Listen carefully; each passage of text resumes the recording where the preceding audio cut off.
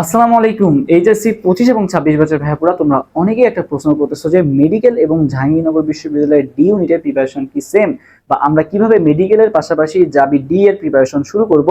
আজকের এই ভিডিওতে আমি সকল প্রশ্নের উত্তর তোমাদেরকে দিয়ে দিব, কারণ ভাই আমি যেহেতু যশোর আর্মি মেডিকেলে চান্স পাইছিলাম, পাশাপাশি বর্তমানে জাহাঙ্গীরনগর বিশ্ববিদ্যালয়ের ডি ইউনিটের ফার্মেসি হয়ে পড়াশোনা করতেছি।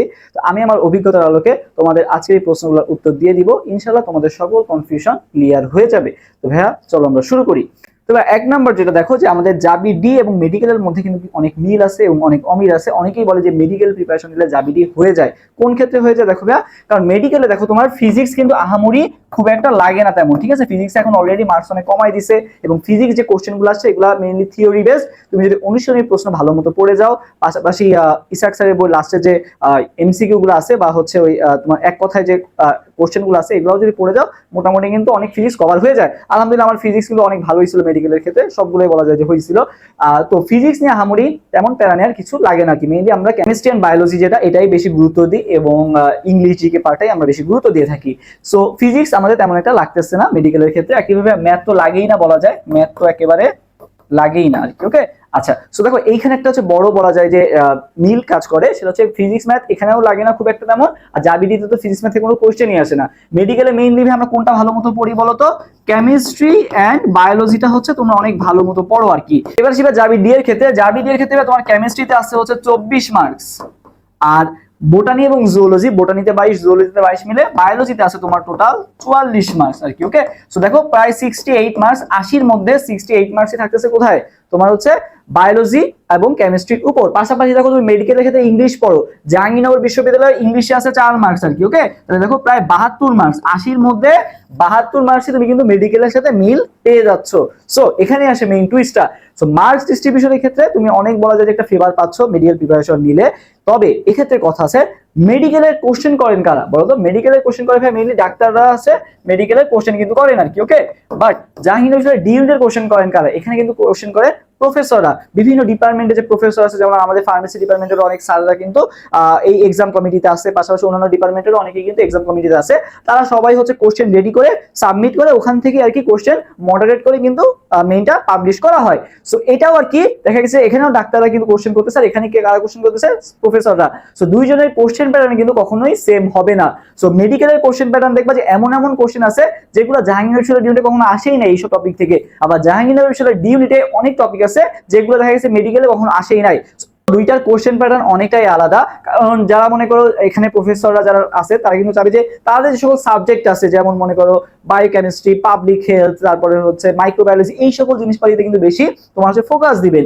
বাট মেডিকেলের যারা ডাক্তার আছে তারা কিন্তু ডাক্তারি রিলেটেড যে সকল জিনিসপাতি আছে সেগুলোই বেশি ফোকাস দিবেন। সো কোশ্চেন প্যাটার্ন বলা যায় যে অনেকটাই আলাদা।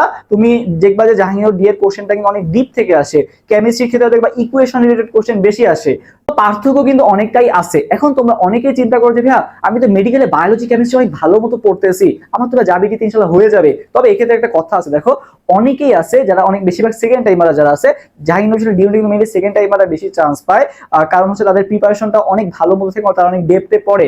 তাই বলে কি ফার্স্ট টাইমাররা চান্স পাচ্ছে না ভাইয়া? ফার্স্ট টাইমাররা কিন্তু চান্স পায়। আমি নিজেও কিন্তু একদম ফার্স্ট টাইমার ছিলাম, আমি কিন্তু ফার্স্ট টাইমে জাহাঙ্গীরনগর বিশ্ববিদ্যালয়ে চান্স পাইছিলাম। তো এবার আসি ভাইয়া, দেখো যে অনেকেই আছে যে মেডিকেল প্রিপারেশন নিচ্ছেই না, ঠিক আছে, শুরু থেকে যাবি ডি এর প্রিপারেশন নিচ্ছে। কেন?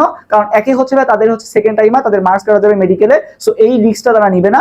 পাশাপাশি অনেকে জিপিএ কম, জিপিএর কারণে কিন্তু মেডিকেলে একটা হিউজ পরিমাণে মার্কস কাটে। সো অনেকে আছে এই জন্য কি করবে, মেডিকেল এক্সাম দিবেই না। তাদের মেইন টার্গেট কোনটা ভাইয়া? তাদের ভাইয়া মেইন টার্গেট হচ্ছে আগে থেকে যাবি ডি ইউনিট। তো এরকম যারা স্টুডেন্ট আছে তারা কিন্তু ডেডিকেটেডলি এখন থেকেই জাবি ডি এর প্রিপারেশন নিচ্ছে। জাবি ডিতে সিট কিন্তু অনেক কম, মাত্র 155টা হচ্ছে ছেলেদের জন্য এবং 155টা হচ্ছে মেয়েদের জন্য। তো এখানে সিট সংখ্যা যেহেতু কম, তুমি যদি চিন্তা করো যে ভাই আমি হচ্ছে মেডিকেলের পরে যে যাবি ডি এর প্রিপারেশন নিব, সেক্ষেত্রে কিন্তু তুমি অনেক বড় একটা ভুল করতে পারো। কারণ গত বছর মেডিকেলের পর মাত্র 10 থেকে 12 দিন সময় পাওয়া গেছিল যাবি ডি এর প্রিপারেশন নেওয়ার জন্য। এন্ড গত বছরের সাপেক্ষে সেটা হয়তো বা ঠিক ছিল, কারণ গত বছর যেহেতু শর্ট সিলেবাসে ছিল। বাট এবছর কিন্তু ভাই অনেক বছর বছর পর লাস্ট মনে হয় 2020 সালে আমরাই লাস্ট ফুল সিলেবাস এক্সাম দিয়েছিলাম, এবং এবছর থেকে আবার কিন্তু সেই ফুল সিলেবাসে এক্সাম হচ্ছে। সো তুমি যদি চিন্তা করে থাকো যে মেডিকেলের পরে যে আমি কভার করব, ওই 10 থেকে 12 দিন তুমি কিভাবে কভার করবে বলো?